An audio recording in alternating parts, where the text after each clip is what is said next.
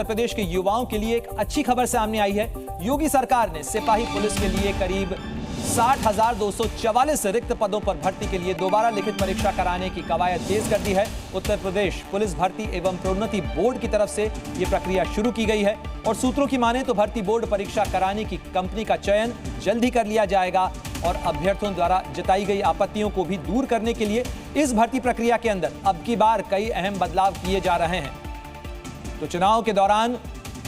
लोकसभा चुनाव के दौरान भी कई इलाकों के अंदर इसे एक मुद्दे के तौर पर देखा गया और अब उत्तर प्रदेश सरकार ने पुलिस भर्ती की प्रक्रिया को एक बार फिर शुरू करने की प्रक्रिया शुरू की है और पुलिस भर्ती और चयन बोर्ड की तरफ से यह प्रक्रिया शुरू की गई है। 60,244 पद इनके लिए भर्ती की प्रक्रिया शुरू की जा रही है और चयन परीक्षा कौन करवाएगा इसके लिए कंपनी का जो सहयोगी कंपनी होती है उसका चयन जो प्रक्रिया है वो भी शुरू की जा रही है।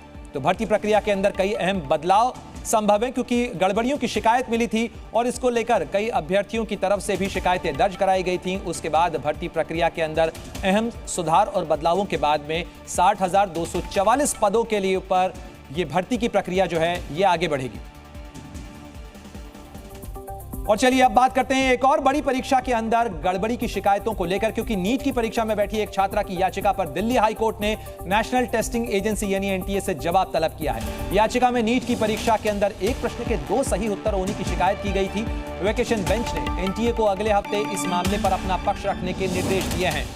तो आपको बता दें कि बीते 4-5 दिनों के अंदर इस तरीके की कई शिकायतें सामने आई थी। आपके चैनल जी न्यूज ने भी इस मुद्दे को प्रमुखता से उठाया था कि नीट की परीक्षा को लेकर जिस तरीके की शिकायतें सामने आई थी, क्योंकि एक ही सवाल के 2 जवाबों को सही मानते हुए ग्रेस मार्क्स दिए गए थे और उसके कारण कई छात्रों को एक जैसे नंबर मिले थे। कई छात्र जो हैं वो टॉपर्स की पोजीशन पर एक साथ मौजूद थे। ऐसे में जो परीक्षा की प्रक्रिया है उसको लेकर याचिका दाखिल की गई थी और इस मामले को लेकर दिल्ली हाईकोर्ट की तरफ से जो है जवाब मांगा गया है एनटीए से यानी नेशनल टेस्टिंग एजेंसी से। नीट की परीक्षा के अंदर प्रक्रिया को लेकर जो शिकायतें दर्ज कराई गई थी उसको लेकर 1 हफ्ते के भीतर जवाब दाखिल करने को कहा गया है। और देखिए एनटीए को लेकर जो सवाल उठ रहे हैं उस पर अब जवाब उसे अदालत के अंदर देना होगा। लेकिन नीट की परीक्षा को लेकर जो प्रक्रिया चल रही है कई तरीके की आशंकाएं हैं और छात्रों की शिकायतें हैं, रिजल्ट में कुछ गड़बड़ हुई है और इसी को लेकर अब मामला अदालत भी पहुंचा है। कट ऑफ को लेकर भी कई तरीके की आशंकाएं जताई जा रही हैं। देश के कई हिस्सों से नीट की परीक्षा देने वाले छात्रों ने अपनी शिकायत दर्ज कराई है, उनका प्रोटेस्ट आया है। साथ ही छात्रों के अभिभावक भी इस प्रदर्शन में शामिल हुए हैं और एनटीए की वर्किंग प्रोसेस यानी उसके कामकाज की जो पूरी प्रक्रिया है उस पर कई गंभीर सवाल खड़े हो रहे हैं।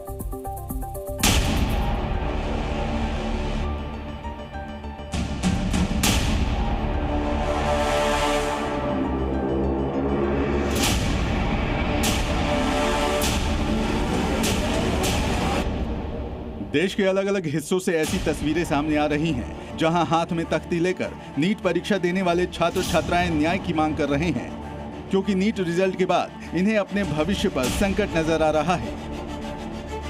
जो बच्चा डिजर्विंग है उसको सीट नहीं मिल रहा है। जो बच्चा 650-40 लाया है वो उसको कॉलेज मिलना बहुत टफ लग रहा है इस बार। जो जैसे पिछले साल तक 610 में हो जाता था, लाइक लास्ट चला जाता था बच्चा कॉलेज में, इस बार 655 ला करके भी वो कहीं पे कुछ नहीं है। नीट के नतीजों में जिस तरह रिकॉर्ड 67 छात्र टॉपर बने, कई छात्रों को 718 और 719 नंबर मिले और इस पर ग्रेस मार्क्स की जो सफाई एनटीए ने दी है उससे छात्रों का शक गहरा रहा है। इसी को लेकर छात्रों और अभिभावकों ने पटना में भी प्रदर्शन किया। एक ही सेंटर से 26 बच्चे टॉपर्स बन रहे हैं, 700 से ज़्यादा इतने सारे बच्चों को आ रहे हैं। मतलब इतना क्लियर है कि यहाँ पे कुछ हुआ है, कुछ घोटाला है। क्या इनको ग्रेस मार्क्स देने के लिए किसी ने कहा था? ग्रेस मार्क्स कब दिया जाता है? जब बच्चा वो फेल कर रहा हो। पटना में 25 ऐसे छात्र हैं जिन्होंने नीट एग्जाम में 600 से ज्यादा नंबर हासिल किए हैं, फिर भी इन्हें इस बात की चिंता है कि सरकारी कॉलेज में एडमिशन मिलेगा भी या नहीं। एक सेंटर से 8 बच्चों का 1 मार्क्स आना सवाल खड़ा करता है और ये सारे बच्चे ये कहते हैं कि अगर एनटीए को अपनी सफाई देनी है तो तमाम रिजल्ट को फिर से संशोधित करके पब्लिश करे ताकि दूध का दूध पानी का पानी हो जाए। जिस तरह से 5 मई को आयोजित हुई नीट परीक्षा में गड़बड़ी हुई और फिर नतीजों को 10 दिन पहले जारी किया गया, उसे लेकर छात्रों के एनटीए से कई सवाल हैं। 67 छात्रों का टॉपर बनना क्या इत्तेफाक है? ग्रेस मार्क्स की जानकारी पहले क्यों नहीं दी? एक ही सेंटर के 6 छात्र टॉपर कैसे बन गए? इस बार कट ऑफ 164 तक कैसे पहुंच गई? छात्रों के प्रदर्शन के बीच अब नीट रिजल्ट में कथित गड़बड़ को लेकर सियासत भी शुरू हो गई है। पेपर लीक का मामला है, ये क्रॉनिक डिजीज हो गया है, खास करके उत्तर प्रदेश और कई जगह मामले में बिहार में भी। ऐसी परिस्थिति में निश्चित रूप से गंभीर कदम उठाना पड़ेगा और यह चिंता बिल्कुल वाजिब है। नेशनल टेस्टिंग एजेंसी उसने अपनी एक रिपोर्ट दी है। उस रिपोर्ट के अनुसार कुछ बच्चों को ग्रेस मार्क्स दिए गए थे, जिसके कारण ऐसी स्थिति उत्पन्न हुई है। सरकार कोई कसर नहीं छोड़ेगी इस बात की तह तक जाने के लिए। अब सवाल ये है कि जिन छात्रों को नीट एग्जाम में 650 से 700 नंबर लाने पर सरकारी कॉलेज में एडमिशन मिल जाता था, अब उनका क्या होगा? क्या उनके अभिभावक प्राइवेट कॉलेज की महंगी फीस भर पाएंगे? ब्यूरो रिपोर्ट, जी मीडिया। जी न्यूज़।